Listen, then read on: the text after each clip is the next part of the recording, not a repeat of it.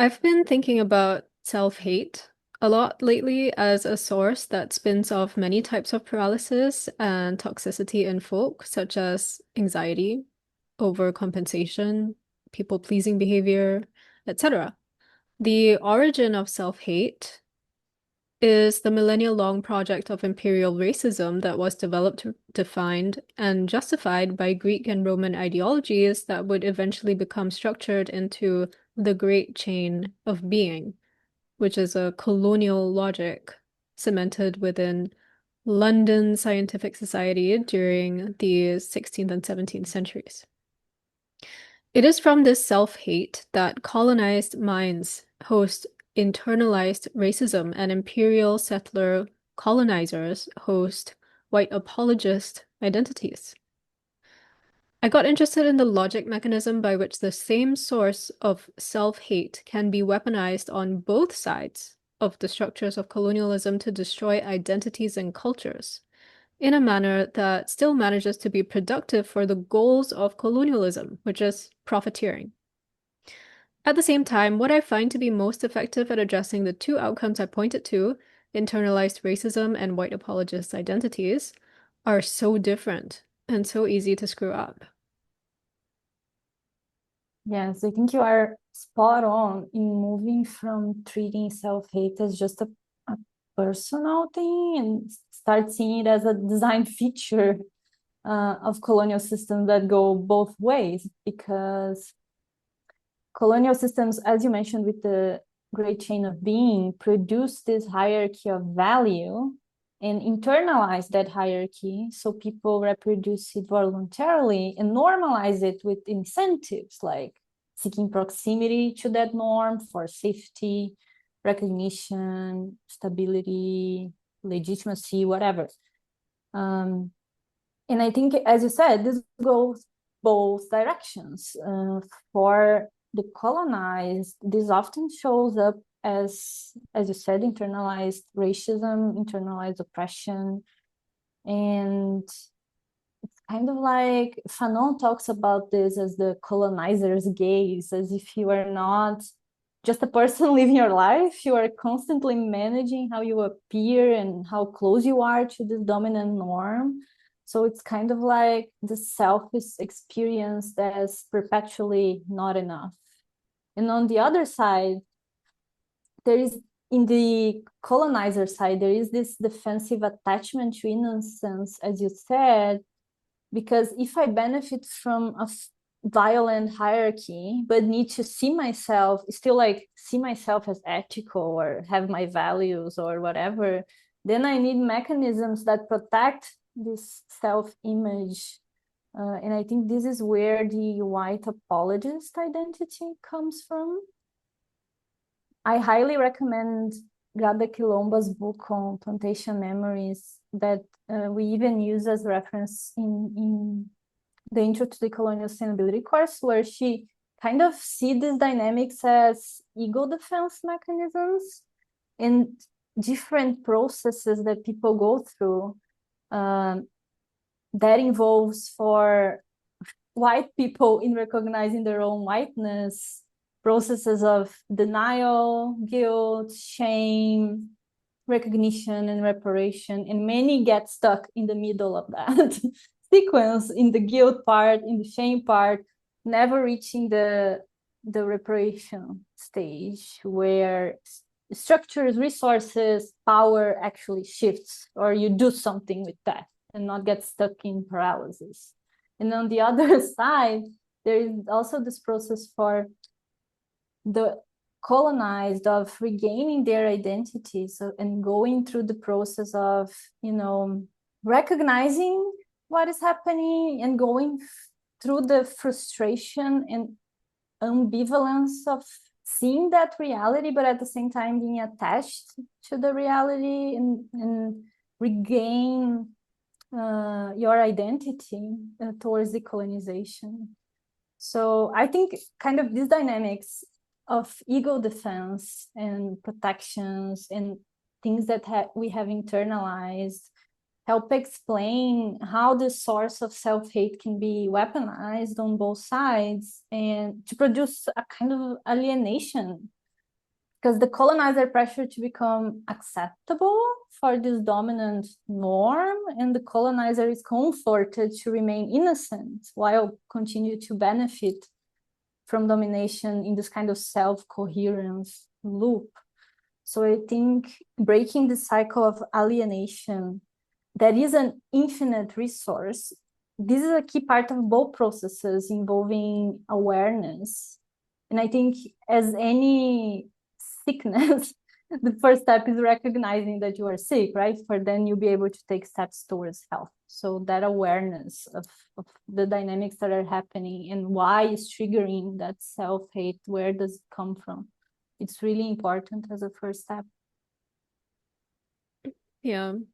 I think one of the concerns also is the lack of access to reality. In both situations, people are not operating in a actual grounded reality. They are Yeah. operating instead within a world of propaganda, right? That is reinforcing the self-hate, whatever that leads to in whichever context. And especially when we're talking about our current era of wartime propaganda, this is like dialed up to 11, right? Like where all of these ways that we are being manipulated to believe something that is reported without any evidence whatsoever, or to simply believe our education system is reliable in what we were taught, or that our culture is a culture that is worth preserving because it is global south, or that it is um, not white supremacist, which again, it's pretty hard to get away from white supremacy whether you are in a white dominant country or a non-white dominant country. So there are a lot of misconceptions, I would say, or various ways that self-hate likes to, hide and find its way within the social or societal fabric. And I think this itself is a function of civilization. I think, civilization, in order to become civilization, needs to find ways to manage populations through culture, right? And self-hate is part of the dynamic. And so there's always going to be the element of that, but if it becomes the dominant culture within that civilization, such as it is with modern Western civilization, then you have a big problem because everyone is sick, as you're saying. Mhm. Mhm. And the cycle just keeps perpetuating itself in an increasing manner because this is the forcing, the dynamic forcing that civilization is designed to create. Until I think we understand for ourselves how to address this self-hate, especially I would say in global south and colonized contexts, because that is where people are dying.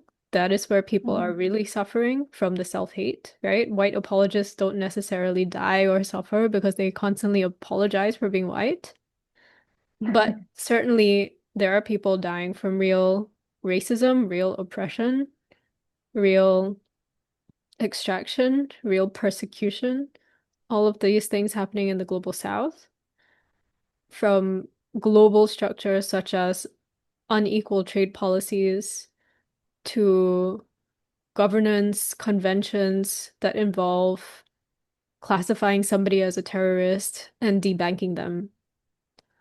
So various methodologies are being employed to reinforce these cultural dynamics of self-hatred that in the global south are fatal a lot of the time. There's this element as well about self-hate as a sort of humor or joke, like, the Mhm. self-depreciating humor. And I think this is so toxic in the global south. I mean, I don't I don't have any problem with it in a well-to-do society, for example, where, like I said, people are not dying by the hundreds or thousands because of that dynamic. But when it's happening in the global south and when it's happening in order to excuse violence or to excuse oppression or to just kind of like make light of it and say like, well, that's life, what can we do? That's more of an admission of powerlessness and kind of normalizing the powerlessness than really seeking to build a healthy society. So quite often I see this as a function, one of those dynamic forces that I was talking about that keeps reinforcing, that keeps accelerating this dynamic of self-hate. Mhm. Yeah, I totally agree. I think you brought up something really important around this self-reinforcing loop between culture, systems, and structures, and individual behaviors, and how one reinforces the other in this toxic void.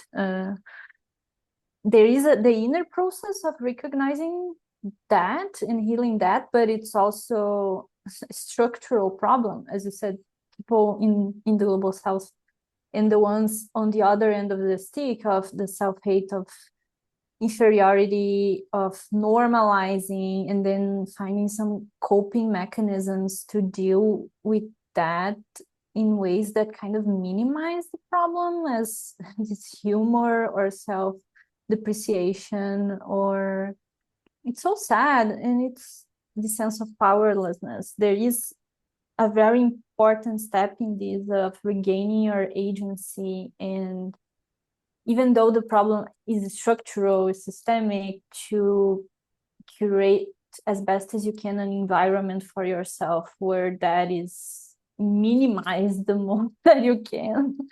Because if not, how are you going to heal that process inside of you if, as you said, everyone around you is sick and everything is bonkers? And like, it's very hard in toxic contexts to be healthy. So it's very difficult as well to create that environment, but to keep trying to do that as best as we can in the contexts we find ourselves in. Mm-hmm. Yeah.